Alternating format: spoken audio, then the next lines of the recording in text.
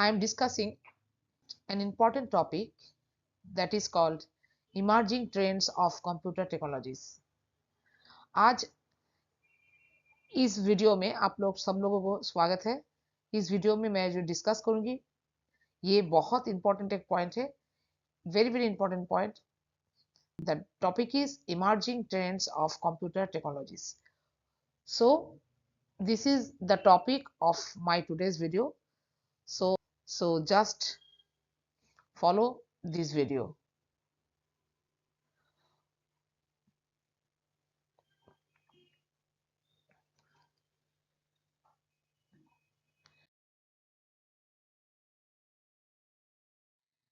Quantum computing. Quantum computing actually is an area of computer science focused on the development of computers based on the principles of quantum theory.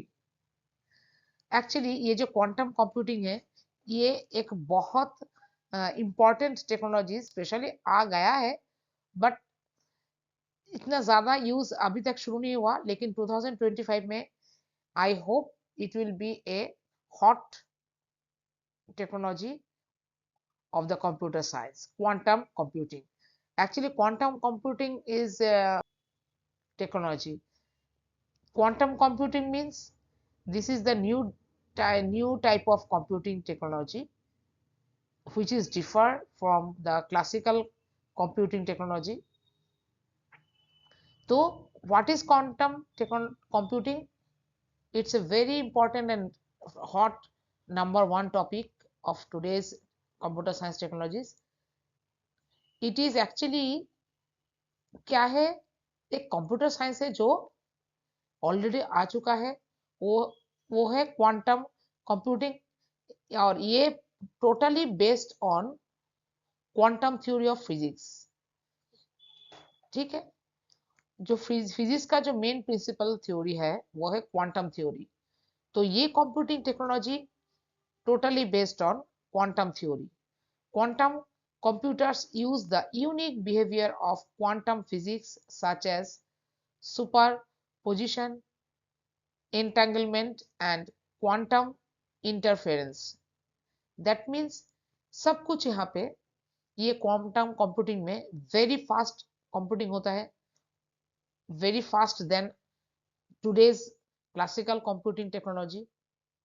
So it is the number one technology for today's computer science. Okay, तो इस quantum computing technology में जो main basic फंडा है वो है it is a multidisciplinary field comprising aspects of computer science, physics and mathematics.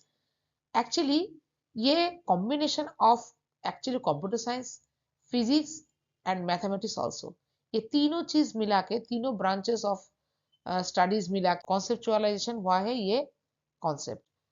ये actually basically based on physics, जिसको फिजिक्स आता है उसको समझ में आएगा कि ये actually based on principle of quantum theory physics का। ठीक है, quantum means the smallest individual unit of A particle.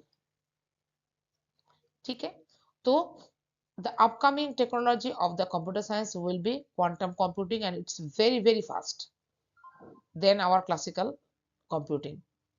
Okay,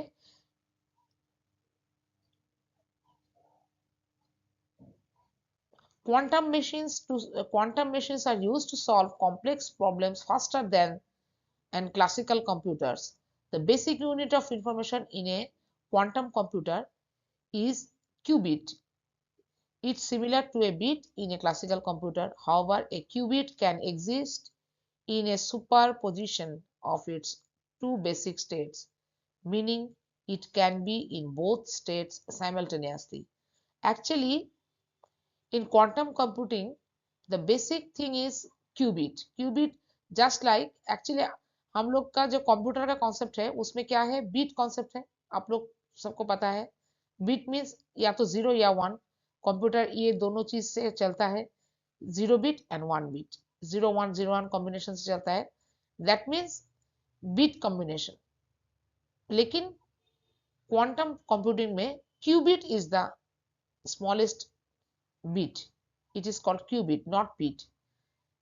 तो क्लासिकल कंप्यूटर में हम लोग बिट यूज करते हैं, लेकिन अपकमिंग जो क्वांटम कंप्यूटिंग होगा उसमें बिट नहीं क्यूबिट होगा उसका यूनिट का नाम, ठीक है। और वो या जैसे कि हम लोग का जो बीट कॉन्सेप्ट है कंप्यूटर का, उसमें जो कॉन्सेप्ट है वो है low and high. Low means 0, high means 1। That means low high दो स्टेट से चलता है, या तो लो या तो हाई। बट क्यूबिट में जो होता है वो सुपर पोजिशन में रहता है, दोनों स्टेट में ही वो रह सकता है। It can be in both state simultaneously, एक ही साथ में लो एंड हाई दोनों स्टेट में ही ले सकता है। That is differ from classical computing process, ठीक है। तो ये होता है एक snapshot about what is quantum computing, and this is very very important upcoming technologies, especially in 2025 for all the computer technologies. Okay, some application area of the quantum computing are weather forecasting, drug development etc. और भी है, लेकिन यहाँ पे मैं 2 example दिया है। जैसे कि वेदर फोरकास्टिंग में क्वांटम कंप्यूटिंग यूज होगा, ड्रग डेवलपमेंट में कंप्यूटर क्वांटम कंप्यूटिंग यूज हो सकता है, ऑलरेडी हो रहा है अभी, ठीक है। तो इस वीडियो में हम यहाँ पे जितना जितना टेक्नोलॉजीज यहाँ पे बहुत ट्रेंडिंग में है, वो सारा टेक्नोलॉजीज के बारे में एक स्नैपशॉट तुम आप लोगों को मैं यहाँ पे दूंगी, ठीक है। तो ये हुआ फर्स्ट नंबर 1 टेक्नोलॉजी मेरे हिसाब से, वो है क्वांटम कंप्यूटिंग। नेक्स्ट जो टेक्नोलॉजी दैट मीन्स नंबर 2 में है artificial intelligence. The number 2 is artificial intelligence. ये तो ऑलरेडी तुम लोग को पता है कि आर्टिफिशियल इंटेलिजेंस एक्चुअली क्या है। It is in the air today, even in 2024 it is already introduced, and every technologies are actually dependent on artificial intelligence. Then what is artificial intelligence? Artificial intelligence क्या है?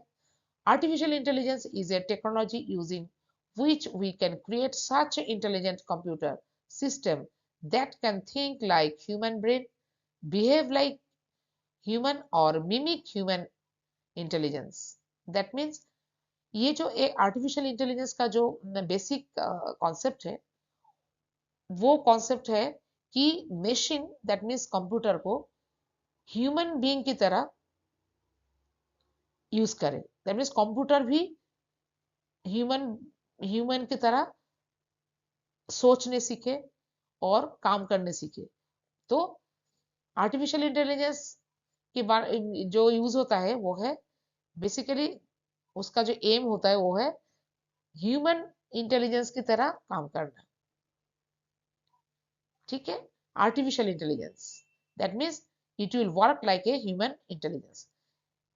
ये खुद अपना decision लेगा, ये अपना एक्शन खुद ले सकता है ह्यूमन की तरह, डिसीजन भी ह्यूमन की तरह ले सकता है, सोच भी सकता है ह्यूमन की तरह। तो actually ultimately the main goal is to make a smart computer using a artificial intelligence. It uses computer science, mathematics, statistics, cognitive science and philosophy to create intelligent machines. Actually artificial intelligence जो branch होता है, ये second, ये actually ये एक already important बहुत hot बहुत emerging technology already it has been emerged, very very important technology. सभी चीज में ये यूज हो रहा है आजकल, सभी ब्रांच में। ये एक्चुअली इसमें सब कुछ लगता है, जैसे कि मैथमेटिक्स भी लगता है इस ब्रांच में, साइंस भी लगता है, स्टैटिस्टिक्स भी लगता है, और कंप्यूटर एंड फिलोसॉफी भी इसमें यूज होता है। कंप्यूटर साइंस तो लगता ही है, ठीक है। तो ये बेसिकली एक टेक्नोलॉजी है। इसके पीछे एक्चुअली इंटरनल क्या कॉन्सेप्ट काम करता है वो है एल्गोरिदम और थ्योरी। एल्गोरिदम काम करता है, ऐसा कुछ हम एल्गोरिदम डिजाइन करें, ऐसा कुछ हम कोडिंग डिजाइन करें जो कोडिंग यूज करके आर्टिफिशियल इंटेलिजेंस तैयार होगा, और वो मशीन को ह्यूमन बीइंग की तरह बिहेव करने सिखाएगा और थिंकिंग प्रोसेस भी ह्यूमन बीइंग की तरह होगा। AI enabled programs can analyze and contextualize data to provide information or automatically trigger actions without human interference। यहाँ पे क्या होता है, हम लोगों का ह्यूमन बीइंग का कोई इंटरेक्शन का जरूरत नहीं, और अपना आप खुद क्या एक्शन लेना चाहिए, किस टाइम पे क्या एक्शन लेना चाहिए, क्या सॉल्व सॉल्व क्या देना चाहिए, कैसे किसी प्रॉब्लम को सॉल्व करना चाहिए, तुरंत वो खुद अपने हिसाब से डिसीजन लेके वो कर देगा। जैसे कि हम लोग करते हैं, ह्यूमन बीइंग करते हैं, किसी के ऊपर डिपेंड नहीं करते, अपना खुद अपना ब्रेन से सोच के काम करते हैं, जस्ट लाइक ह्यूमन बीइंग। ये कंप्यूटर भी आर्टिफिशियल इंटेलिजेंस यूज करके, टेक्नोलॉजी यूज करके वो खुद अपना डिसीजन ले सकता है, लेगा, और अपना क्या एक्शन लेना चाहिए, कब लेना चाहिए, सब खुद डिसीजन लेगा और एक्शन भी कर डालेगा। ठीक है, हमारा इंटरवेंशन की कोई जरूरत नहीं है, ह्यूमन बीइंग का इंटरवेंशन का कोई जरूरत नहीं है, कोई इंटरफेरेंस जरूरत नहीं है। ठीक है, तो ये बहुत इंपॉर्टेंट टेक्नोलॉजी है, और उसका सबसे बड़ा एप्लीकेशन एरिया होता है रोबोटिक्स। ये आप लोगों सबको पता है, आजकल रोबोटिक्स बहुत चर्चा का टेक्नोलॉजी है। रोबोटिक्स और रोबोट और machine learning, chat GPT, that means chatting, ये खुद ह्यूमन बीइंग की तरह उसके साथ ऐसे चैटिंग करता जाएगा।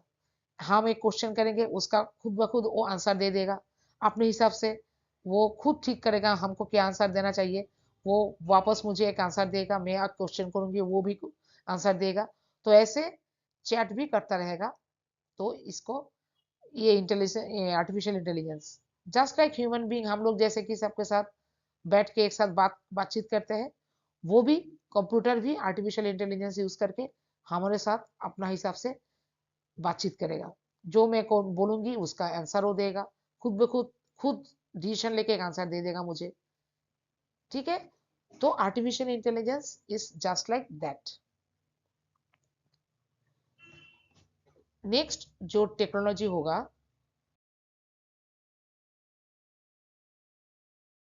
वो है big data. It is also important topic or important technology nowadays or also in upcoming days। ये बिग डेटा क्या होता है, तो फिर what is big data actually? हम लोग ये तो जानते हैं कि आजकल जितना भी इंफॉर्मेशन टेक्नोलॉजी का जमाना है, सबका बहुत ह्यूज इंफॉर्मेशन हम लोगों को स्टोर करके रखना पड़ता है। जो बिग बिग कंपनीज है, सबका सबसे मेन इंपॉर्टेंट चीज होता है जो स्टोर करके रखना पड़ता है, वो है इंफॉर्मेशन। लाखों लाखों इंफॉर्मेशन आजकल कलेक्टेड होता है पर डे। जैसे कि ऑनलाइन शॉपिंग से हम लोग ऑनलाइन शॉपिंग करते हैं, ई कॉमर्स से जितना ऑनलाइन हम शॉपिंग करते हैं उसके बारे में जो जितना इंफॉर्मेशन हम ऑनलाइन साइट में देते हैं, जैसे कि हमारा नाम क्या है, क्या खरीदना है, सबके बारे में इंफॉर्मेशन ऑनलाइन साइट्स में रहता है। जहां जाओ सब इंफॉर्मेशन स्टॉक करके रखने का आजकल का जो मेन काम होता है, इंफॉर्मेशन स्टोर करके रखो।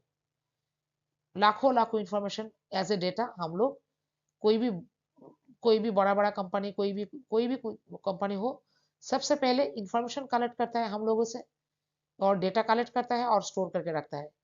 तो आजकल एक ह्यूज प्रॉब्लम होता है, कैसे इतना ह्यूज क्वांटिटी ऑफ डेटा हम लोग या कैसे हैंडल करें, और कहाँ रखे, कैसे रखे, और बाद में कैसे उसको यूज करें।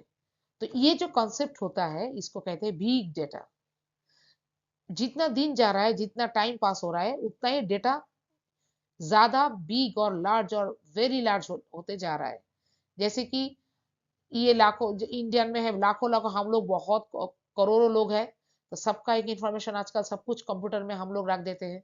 कोई भी जगह बैंक में जाओ वो भी हमारा इंफॉर्मेशन स्टोर करके रखता है, ऑनलाइन शॉपिंग वो भी हमारा इंफॉर्मेशन स्टोर करके रखता है। तो जहां पे जाओ डेटा ऑल, सब कुछ डेटा के हिसाब से स्टोर होकर रहता है कंप्यूटर में। तो इतना सारा डेटा, लाखों लाखों लोगों का डेटा हम लोग कैसे कंप्यूटर में रखें, उसके बारे में एक जानकारी, एक टेक्नोलॉजी तैयार हुआ है, उसको कहते हैं बिग डेटा।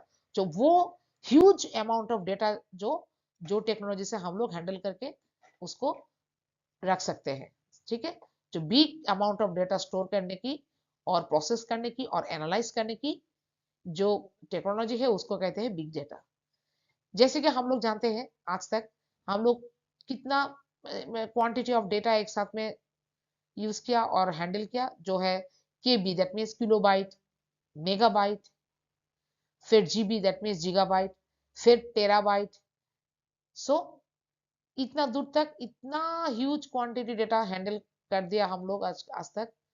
बहुत सारा डेटा ऐसे ही रखा जाता है, लेकिन उससे भी नहीं चल रहा है आज, उससे भी ज्यादा और भी ह्यूज होता जा रहा है ये data.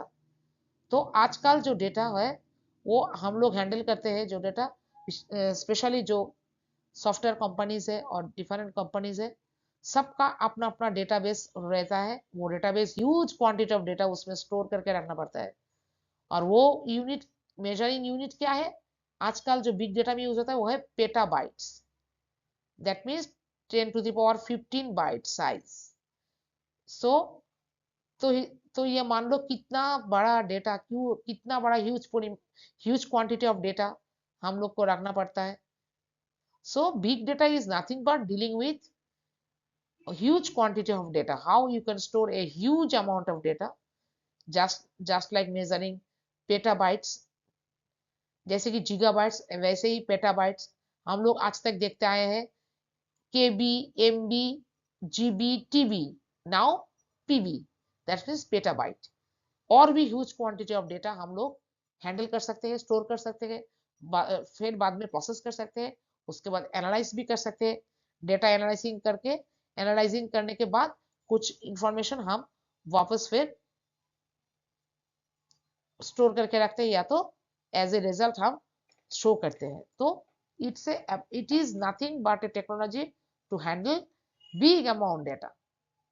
Some important tools means software or platform. Some important tools to handle the big data is Hadoop, Spark and MongoDB. It's a DB, database management system, MongoDB. So ये सारा चीज बिग डेटा टेक्नोलॉजी से, जो big data technology से काम करेगा, तो ये सारा चीज उसको जानना पड़ेगा। जैसे कि हाडूप, स्पार्क, मोंगोडीबी और भी है। यहाँ पे जस्ट 3 एग्जांपल हमने दिया है। I have given only 3 examples. So you have got an idea about what is big data. Just in a few lines, big data which are very large data. Actually big data means very large. Large means measuring in petabytes. Petabyte means suppose 10 to the power 15 byte size. Byte means ये already जो computer science लेके पढ़ाई कर रहा है या तो computer science के बारे में जानते हैं, कंप्यूटर के बारे में जानते हैं। Byte means combination of 8 bits equal to 1 byte. 8 bits means 1 bite.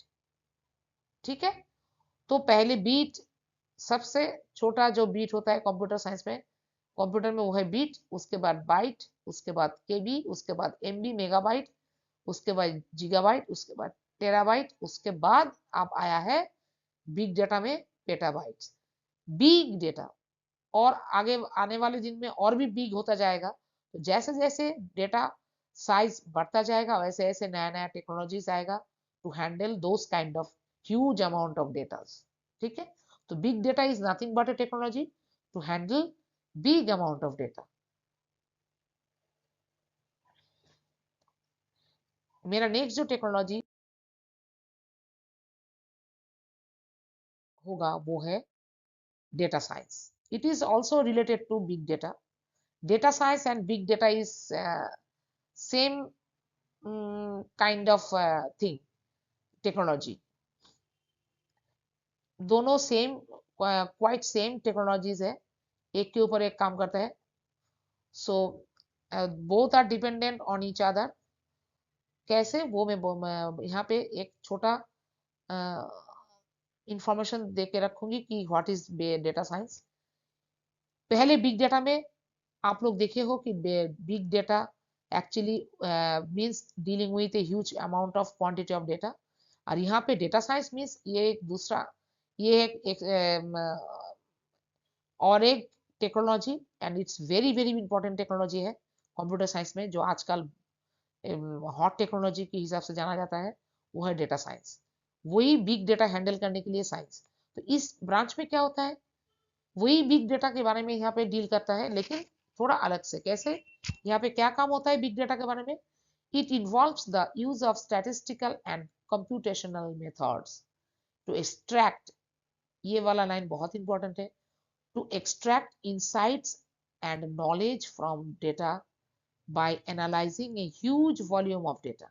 यह पहले क्या होता था बिग डेटा में? बिग डेटा में क्या देखा?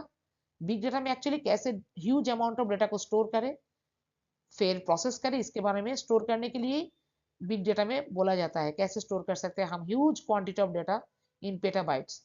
बट इन डेटा साइंस, इस ब्रांच में हम लोग क्या देखने को पाते हैं, यहाँ पे क्या डील होता है, वो जो डेटा हम लोग बिग डेटा में स्टोर करके रखे हैं, वो डेटा को लेके कुछ कंप्यूटेशनल मेथड यूज करके, स्टैटिस्टिकल मेथड यूज करके उस डेटा से हम लोग नॉलेज एक्सट्रैक्ट करेंगे, एनालाइज करके।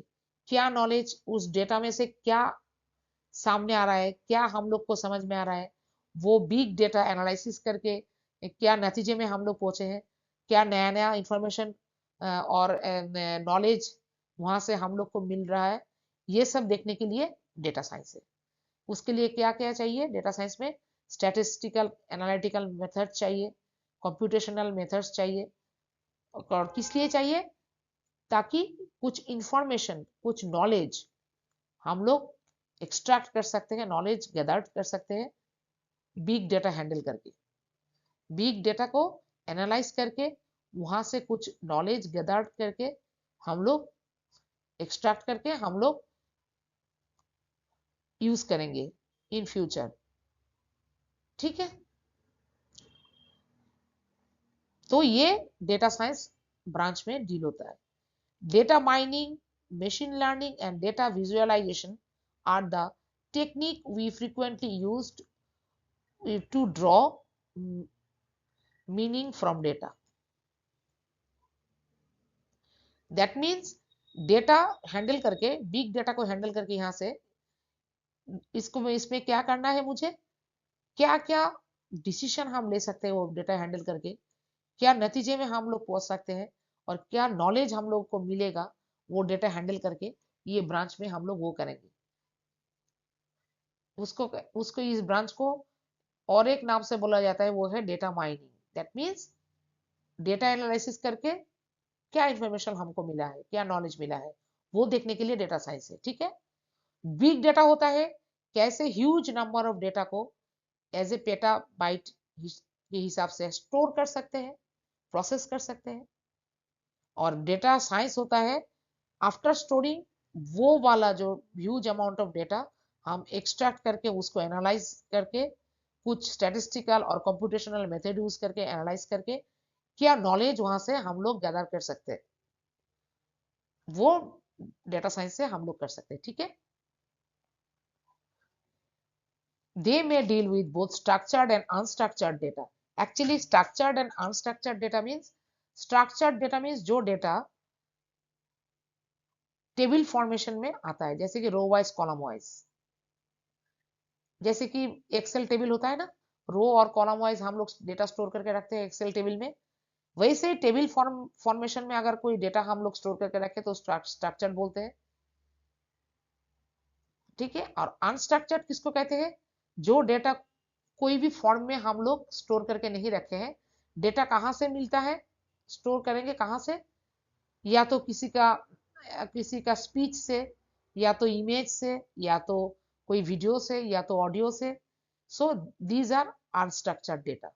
जैसे कि वीडियो देख के या तो ऑडियो सुन के वहां से डेटा कलेक्ट करना पड़ेगा, या तो नेचुरल लैंग्वेज प्रोसेसिंग से। दैट जैसे कि हम लोग यूज जो जिस भाषा में बात करते हैं, जैसे कि इंग्लिश स्पेशली, तो वो भाषा समझ के वहां से डेटा कलेक्ट करना है। जैसे कि अनस्ट्रक्चर्ड में जो होता है text, pictures, data bases and spreadsheets. Excel sheet को भी हम अनस्ट्रक्चर्ड ही कहते हैं। एक्सेल शीट से कुछ डेटा उठा के हम देखते हैं, वो भी तो स्ट्रक्चर्ड है, रो कॉलम वाइज है, लेकिन डेटाबेस नहीं है एक्सेल। तो एक्सेल शीट का जो डेटा है वो भी हम कलेक्ट कर सकते हैं एज अनस्ट्रक्चर्ड डेटा। या तो पिक्चर से हम लोग कलेक्ट कर सकते हैं, तो कोई भी टेक्स्ट, कुछ भी टेक्स्ट तुम लिखो, टेक्स्ट पढ़ के भी आजकल डेटा कलेक्ट हो जाता है टेक्स्ट से, ठीक है। और डेटाबेस से तो कलेक्ट होता ही है, डेटाबेस तो डेटा रखने के लिए यूज होता है, डेटाबेस में टेबल स्ट्रक्चर में डेटा हम लोग रखते हैं डेटाबेस में। तो structured and unstructured both way में हम लोग डेटा कलेक्ट कर सकते हैं, स्टोर कर सकते हैं, एनालाइज कर सकते हैं और नॉलेज गैदर कर सकते हैं। That is called data science, ठीक है। उसका जो उसमें जो टूल्स यूज होता है, उसमें जो सॉफ्टवेयर्स और फ्रेमवर्क्स यूज होता है, वो है tableau, Informatica, talent and tensor flow. Tensor flow एक फ्रेमवर्क है, स्पेशली पाइथन में लिखा जाता है। तो ये सारा चीज यूज करके हम लोग डेटा साइंस का काम कर लेते हैं। ये सॉफ्टवेयर बोलो, फ्रेमवर्क बोलो, ये सब कंप्यूटर साइंस में यूज होता है, स्पेशली डेटा साइंस डील करने के लिए, ठीक है।